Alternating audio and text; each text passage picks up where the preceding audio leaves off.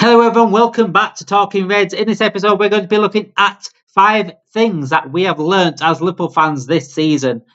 And if you are new to the channel, please make sure you subscribe to the channel. And if you like this sort of content, please make sure you also click the like button. It helps us out massively to grow the channel, helps out brilliant. And if you can get your comments in as well after watching this specific episode, let me know in the comments of your thoughts on this. So starting with number 1, the main man himself, the guy at the top of the reason why we are winning the league this season, Arne Slot. Arne Slot, big shoes to fill under Jurgen Klopp. We thought, and lots of rivals thought, it's going to be the end of Liverpool, Jurgen Klopp leaving. How are they going to survive without Jurgen Klopp? Here's the reason why they have ever succeeded under FSG's ownership. And fair play to FSG. When they are due the credit they deserve, they got Michael Edwards back, Richard Hughes back. Therefore, went on to get Arne Slot, another great managerial appointment, and he has been sensational. He has been absolutely sensational. He hasn't been perfect. We've seen in recent games, in recent months, that there's certain things that he's getting wrong, and he will get things wrong. He's still learning on the job, still a young manager, not being in the Premier League. He's not experienced a Carabao Cup final, he's not experienced a Champions League knockout just like that against PSG with that sort of intensity and that sort of expectation. He's still learning on the job, but to come in with this big shoes to fill and play the way he wants to play, kept going with the players that he wants to play, changing things like Gravenberch into a CDM position, having him to adapt. And he's just been incredible. He's got players playing better, he's got players ticking, he's got players keeping as fit as they can in terms of lack of injuries we've had to certain players. He has what he's done this season. This is the thing that we've learned on Arne Slot.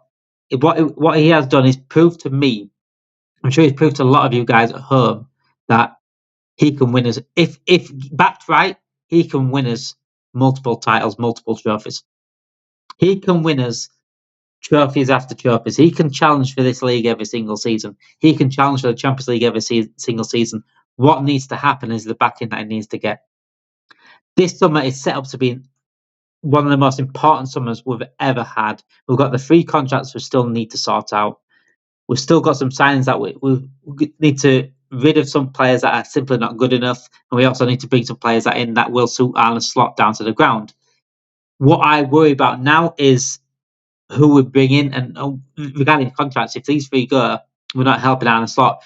And like I said, Arne Slot has proven enough to me, like Jurgen Klopp did, we can go win titles, we can go win Champions League under his reign, if allowed to.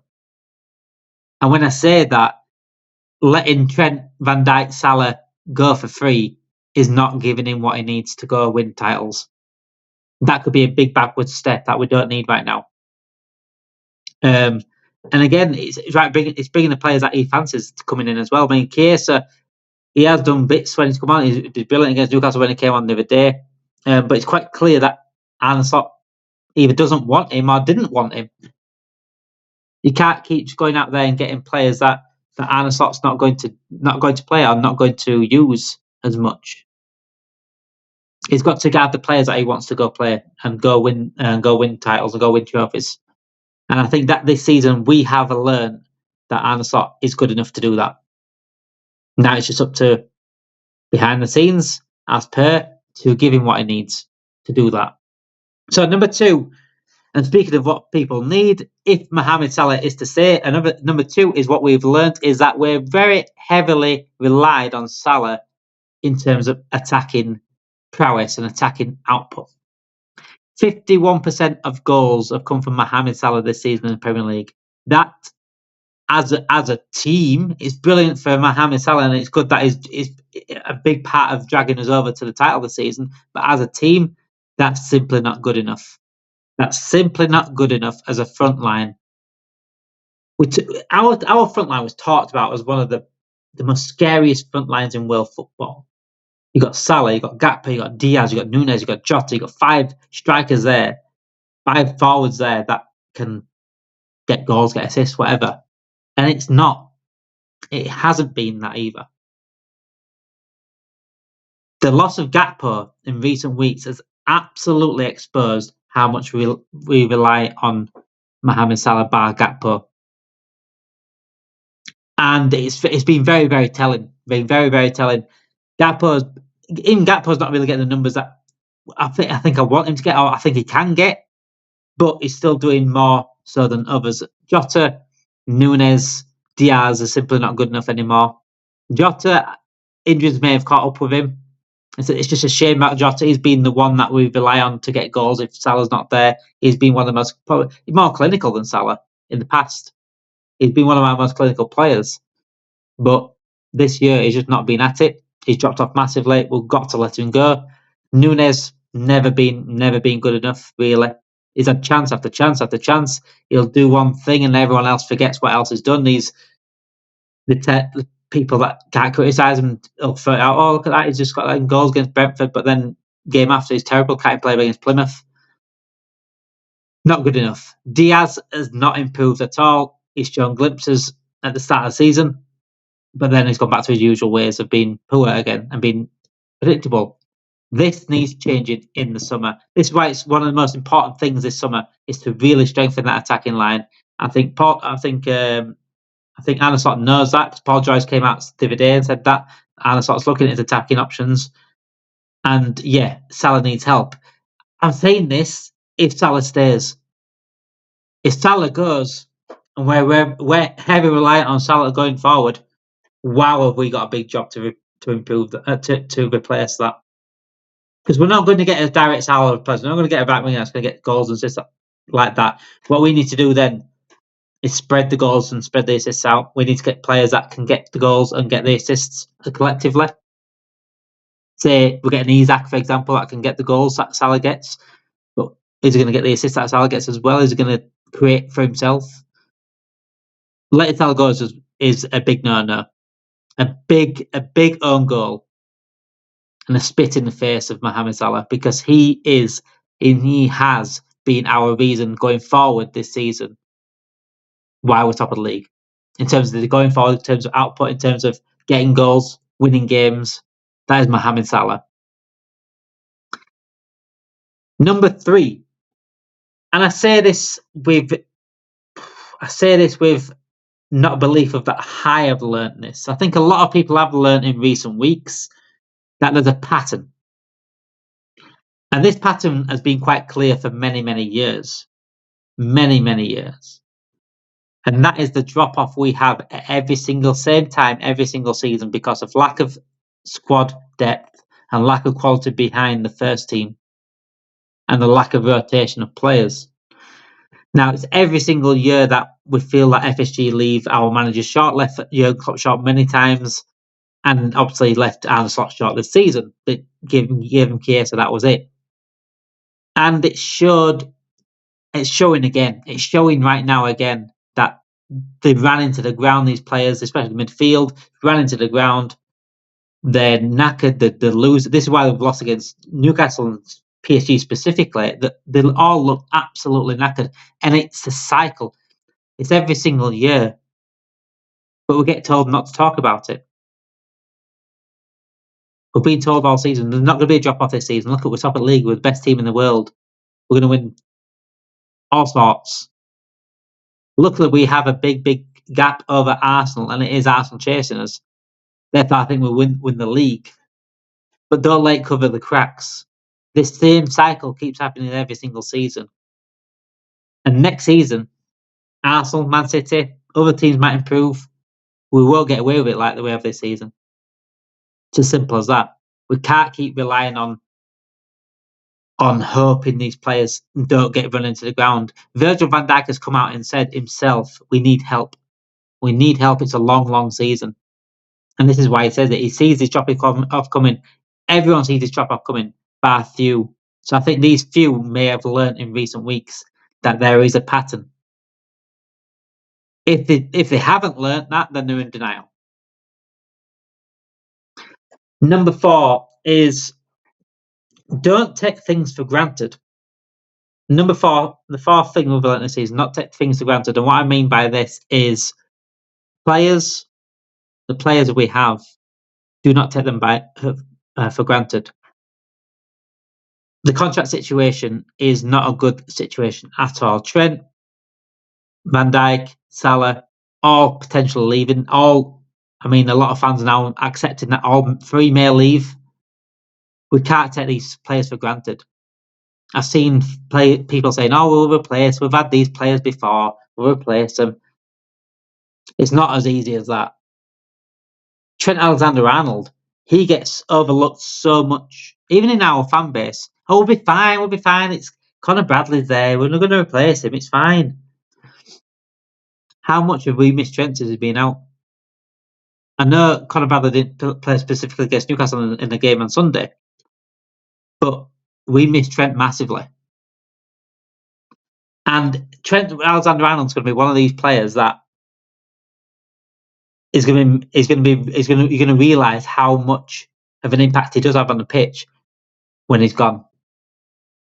And maybe and people haven't got him going, but yet they're not bothered about him going. He's got to feel appreciated. At the end of the day, he is a big part and a very, very big reason why we won a few trophies under Jurgen Klopp. A big reason. His ability to switch players, his ability to find a pass that no one else can find, his ability to, and he can defend. Anyone that said he can't defend, he can defend. He's not the greatest defender in the world, certainly not. But as a whole right back, he's needed. Conor Bradley will be a sensational right back. I believe he was. I think he's a sensational right back as it is. He's probably better defensively as Trent, but as a whole player, is not Trent. And I don't think we'll miss, Trent as specifically as defensively wise, obviously, because Conor Bradley will do that. But what we miss Trent going forward is a game changer.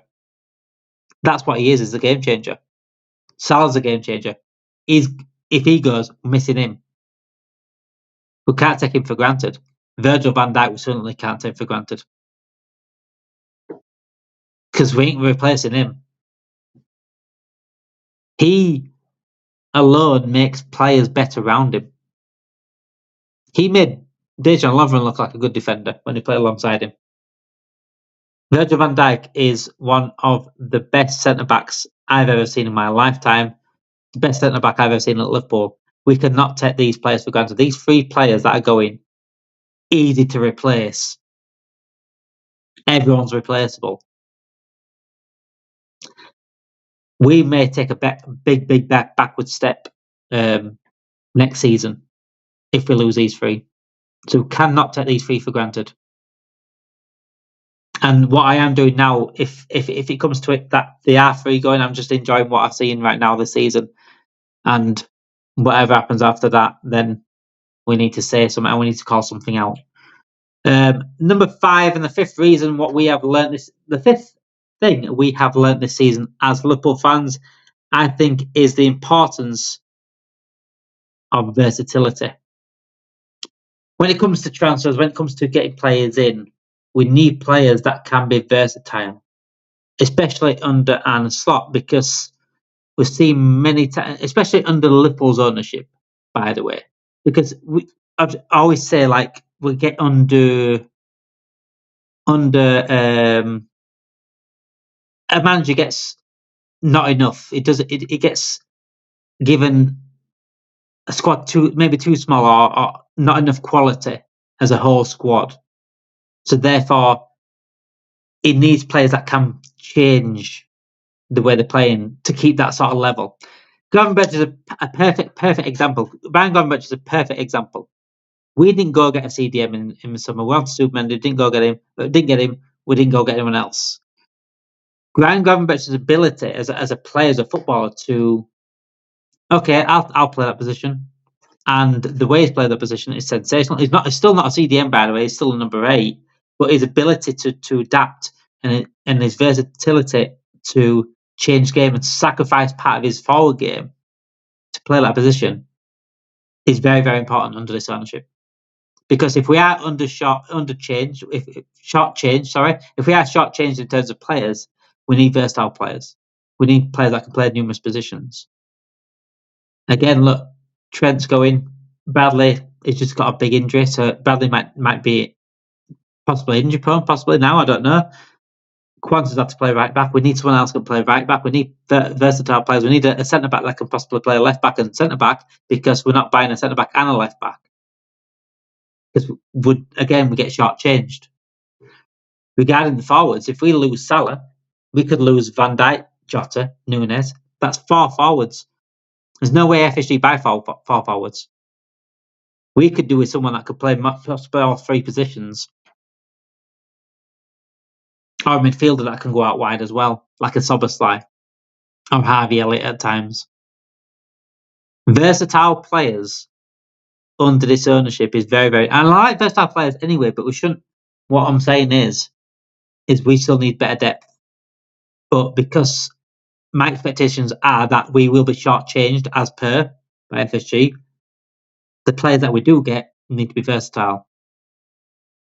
And I'm just picking one player here that I think it doesn't surprise me that we're linked with, and that's Rayan Cherki at Lyon. He could play right, left mid, cam. He could play all those positions. He could probably even play up front. So players like that, it doesn't surprise me that we're linked with players like that because of the versatility thing. So yeah, I think as a footballer anyway, I think every footballer should be versatile.